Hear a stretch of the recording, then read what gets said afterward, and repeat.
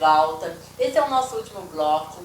E como havia prometido, nós vamos deixar aqui um vídeo demonstrativo de como um hacker entra no seu computador. Então você fica bem espertinho, porque você vai saber de primeira mão como que isso funciona. E como você também pode se prevenir, Ciro? É isso aí, esse vídeo vai mostrar exatamente isso de uma forma prática, na prática como que as coisas funcionam. Então a gente vai ter uma noção ali de como que o hacker invade o computador e também o que ele pode fazer dentro da nossa máquina.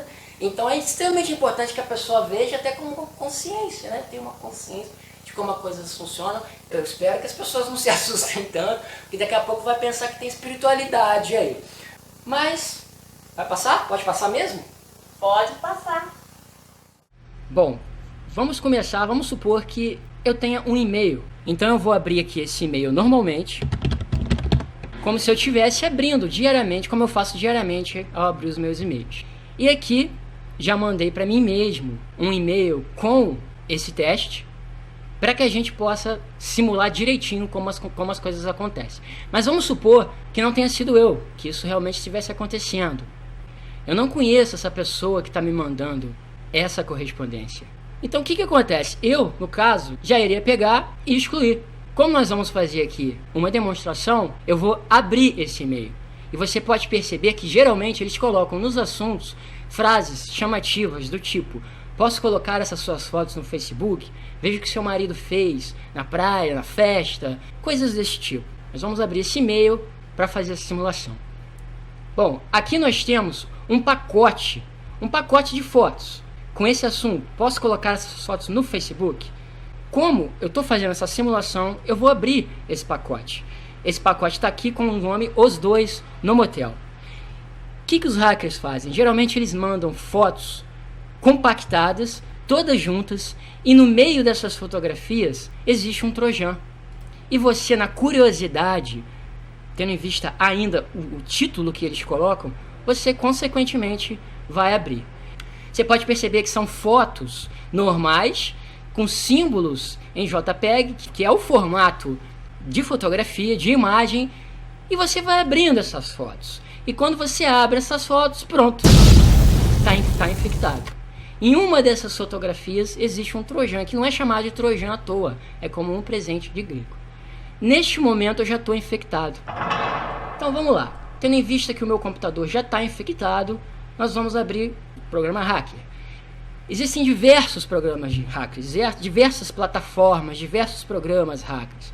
Eu estou utilizando este justamente porque é um dos mais completos. Através dele a gente pode ter uma noção do que realmente pode acontecer, como que eles procedem. Após a minha infecção, meu computador já está aqui. Ele já está aqui, no meio de todos eles. E a gente pode, através disso, ter o controle total do computador. Por exemplo, nós podemos ver o que a pessoa está fazendo na área de trabalho dela. Neste caso aqui, a pessoa está assistindo um filme, veja só. Vai abrir a área de trabalho da pessoa. A pessoa está aqui assistindo um filme. Essa outra pessoa aqui está no Facebook. Veja só. Está no Facebook. Podemos abrir os arquivos da pessoa. Você vê que através dessa plataforma ela é bem completa. Aqui nós temos todos os arquivos. A gente pode vasculhar todo o interior do computador dessa pessoa. Podemos pegar fotos, por exemplo, como aconteceu no caso da Carolina Dickmann. E através, a gente vem aqui e tem acesso a essas fotografias. Nós temos também a possibilidade de pegar tudo que a pessoa escreve no teclado. Eu baixando isso aqui, vai aparecer tudo que a pessoa digitou até agora. Tudo do teclado vai aparecer aqui, inclusive senhas de banco, dados pessoais, o que realmente é um problema. Aqui, por exemplo, nós podemos abrir a webcam da pessoa sem que a pessoa saiba. Vamos supor que essa pessoa aqui, que ela tiver simplesmente com a câmera, com o computador ligado, só que virado para ela, e ela fazendo alguma coisa na frente do computador. Ela não está ligada, com a câmera ligada, ela não está em nenhum chat, nenhuma coisa que pudesse ligar a câmera dela. Por outro lado, o hacker vem e tem acesso a essa câmera. E você pode ver que a câmera ela realmente abre, sem a permissão. Você pode ver que ela não está nem percebendo que ela está sendo filmada, no caso. Olha como isso é perigoso. Imagina isso nas mãos de pessoas erradas. A gente tem que sempre andar com um pé atrás na rede, sem clicar em qualquer coisa, porque você pode perceber, conforme eu expliquei no início, tudo isso aqui foi em razão de um simples clique. Foi um simples clique na foto de outra pessoa. Uma das coisas mais instigantes para o hacker neste momento. Aqui você pode ter diversas funções, como por exemplo, você pode desligar o Windows do computador da pessoa, você pode mandar ele hibernar, você pode fazer um logoff, você pode desligar o computador, você pode reiniciar o computador da pessoa ou simplesmente desligar o monitor. Clicando em executar, isso obviamente vai acontecer. Ou seja, é uma bagunça que o hacker pode fazer no computador. É por isso que a gente precisa dizer a vocês, a partir do momento que você verificou qualquer coisa de errado, qualquer coisa estranha no seu computador, mande a um técnico para verificar isso, se não tem nenhum trojan, para caso necessário, formate o computador. E uma outra coisa muito interessante, e que realmente é avassalador, assustador, que mostra o quanto que o hacker tem controle sobre a nossa máquina, é através das seguintes funções. Ele pode mandar mensagens para a gente, sem a gente saber. Como, por exemplo, mensagens de erro, para simular que o computador dele está com erro. Veja só. Veja que esta é a área de trabalho do computador da pessoa. E a partir do momento em que a gente enviar esta mensagem para lá, ela vai aparecer na tela da pessoa. Veja, a mensagem digitada aparece na área de trabalho da pessoa. Outra coisa interessante, que se você estiver vendo alguma coisa estranha acontecendo com o seu computador, por favor, repare isso. Leve a um técnico, mande formatar. Porque através desse programa, dessa plataforma, o hacker pode ter acesso ao seu mouse. Veja só, eu, através do meu mouse, vou cancelar ou ajustar alguma coisa na área de trabalho dessa pessoa. Veja, eu mesmo vou fechar o site que ele está aberto. Olha aí está, a área de trabalho da pessoa foi fechada, no caso, pelo controle remoto. Então, galera, vocês gostaram de ver esse vídeo? É bom pra gente ficar bem esperto, hein? Eu adorei, Ciro, gostei muito. Eu agradeço muito. Imagina, eu que agradeço, espero que possa estar sendo útil para conscientizar as pessoas, para que as pessoas possam ter um pouco mais de cuidado e usar a internet de uma maneira responsável. Pois é, e falta um pouquinho mais de conscientização das pessoas, né? Porque eu vejo que as pessoas não têm esse medo, né? E só depois que acontece que vai ficar desesperado para poder resolver. Mas aí, tirou as fotos da internet, mas já aconteceu, você já ficou exposta. Insistindo no bom senso, porque também tem a questão dos links, famosos links maliciosos, né? Que muita gente sai clicando. Então, às vezes, por mais que você tenha um antivírus, às vezes você clicando em um link desse, você na verdade está adquirindo para você um trojan, que é um chamado presente de grego, né? Que é aquele presente que a pessoa dá, a pessoa recebe com aquele intuito de estou ganhando alguma coisa. Tem muito disso na internet, né? Fique rico em 2 minutos, clique aqui e seja o cara mais milionário da década. As pessoas às vezes pensam que está sabendo usar a internet e não sabe. Eu era um pouco curiosa, não nessas questões desses perguntinhas que saíam assim do nada, que você pensava que não tinha, que era inocente, né? Mas assim, eu às vezes clicava em algumas coisas e falava, deixa eu ver, isso aqui é interessante, apareceu ali. Agora, tipo assim, eu estou ficando um pouco mais consciente de não mexer assim, porque eu não sei usar muito bem esse negócio de tecnologia desse computador, eu mexo no básico, entendeu? Então agora eu estou ficando mais consciente de não abrir esses links, não futucar onde eu não devo. É isso aí, é bom senso, né? A gente vê que é muito questão assim de não converse com estranhos. Às vezes eu vejo que isso vale para o mundo real, mas não vale na internet, tá todo mundo lá na internet. É uma porta para o mundo. A gente deu um exemplo aqui das famílias, né, que acham que o filho está lá quietinho, mas é ainda mais perigoso, ele está lá, que o celular na mão da criança é uma porta para o mundo.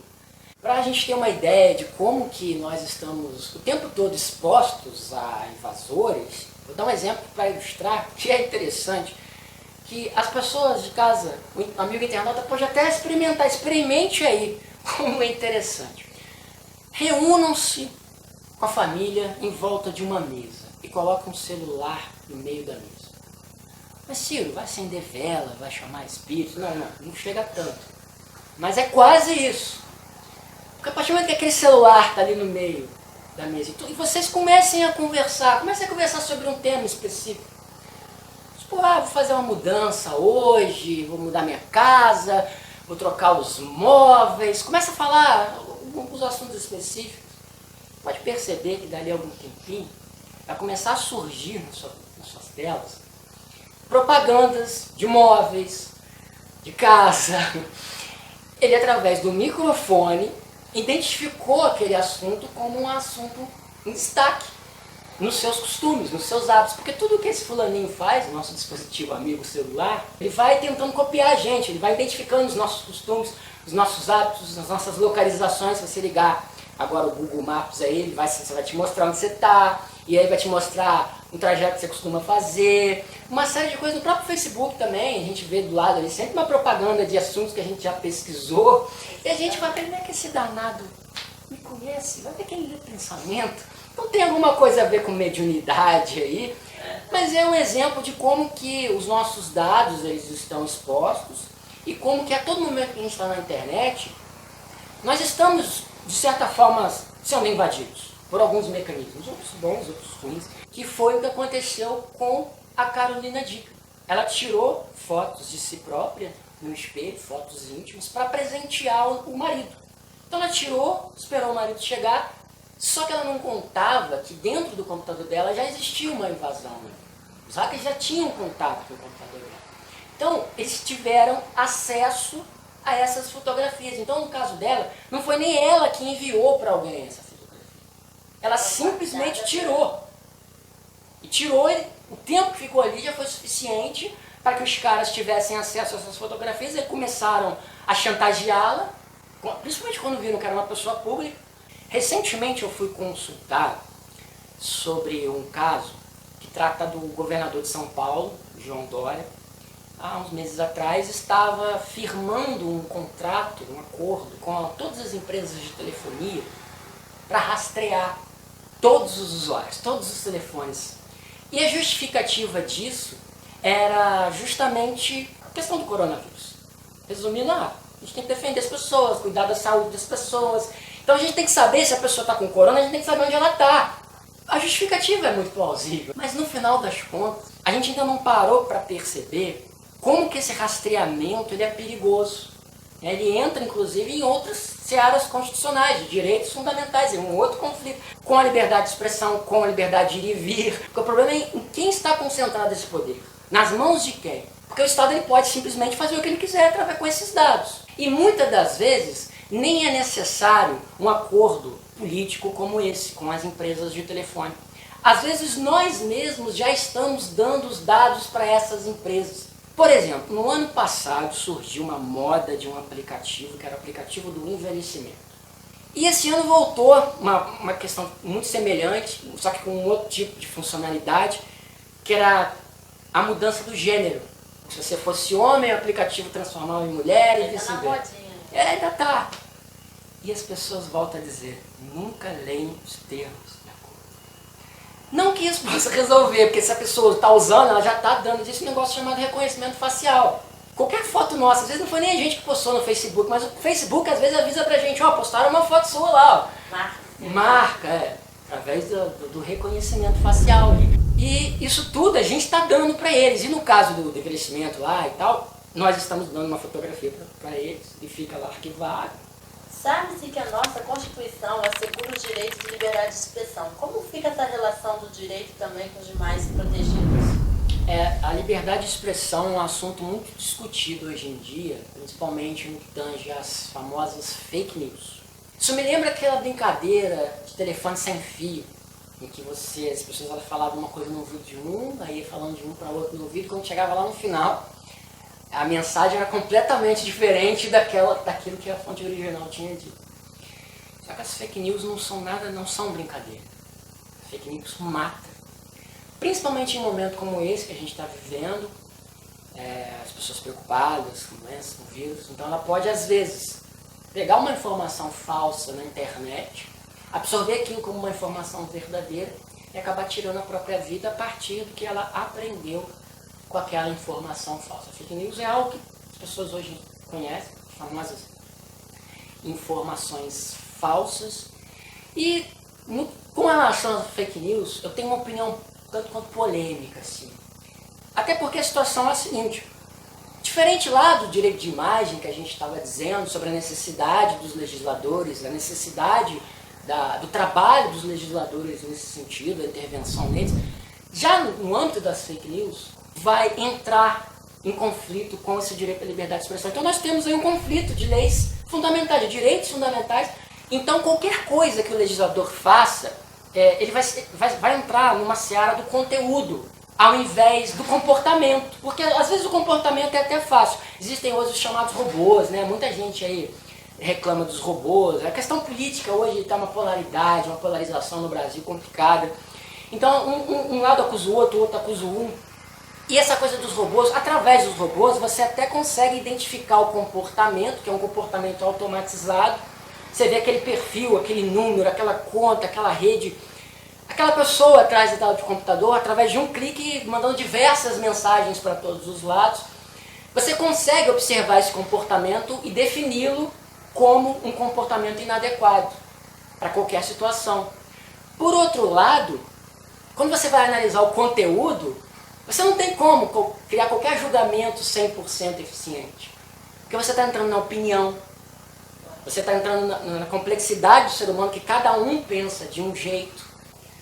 E por mais que você queira, às vezes aí, defender as pessoas, defender a verdade, você está... Mas quem é que vai decidir isso? Vai ser um juiz? Vai ser um presidente, um governador, um deputado? Então é muito difícil do Estado, dos próprios legisladores, promoverem qualquer lei nesse sentido, que proíba você falar isso, proíba você falar aquilo. Esse é o problema. Quem é que vai fazer isso?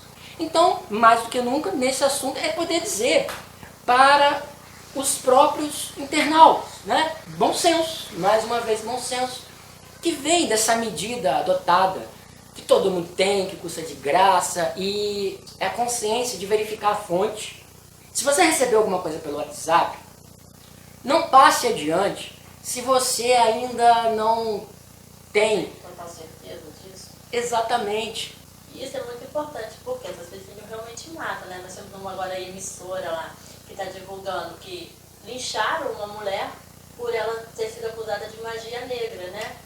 E aí a mulher inocente morreu. E aí a vida se perdeu. Por quê? Por causa de uma fake news. Uma pessoa que não tem consciência divulgou um fato que era mentira e aí acabou com a vida dessa pessoa, né? E também outro caso também da mulher que teve um perfil divulgado, ela tendo que provar que não era ela que estava ali, naquela cena. Pode pegar prisão, e aí, né? Não era ela. Então as pessoas têm que tomar realmente consciência do como vai usar a internet. A gente vê como que as coisas vão entrando em portinhas, né? Em janelas. É um assunto que vai levando a tantos outros. Então, nesse caso, é muito mais importante que o internauta ele perceba o que ele tem que fazer. Tá no bom senso, não faça com o outro o que você não gostaria que fizesse contigo. Então não use algo duvidoso, seja dúvida. Se você tem alguma dúvida, não compartilhe. Então, gente, esse foi mais um bate-papo no canal da Patrícia Flores com o Dr. Ciro Jorge. Eu quero agradecer muito a sua presença aqui, foi uma honra bater esse papo super gostoso. Muito obrigada. Eu que agradeço mais uma vez aí pela oportunidade de poder estar compartilhando um pouquinho de informação. Se você gostou, deixe seu like, compartilhe, que isso é importante para o crescimento do nosso canal. Até mais!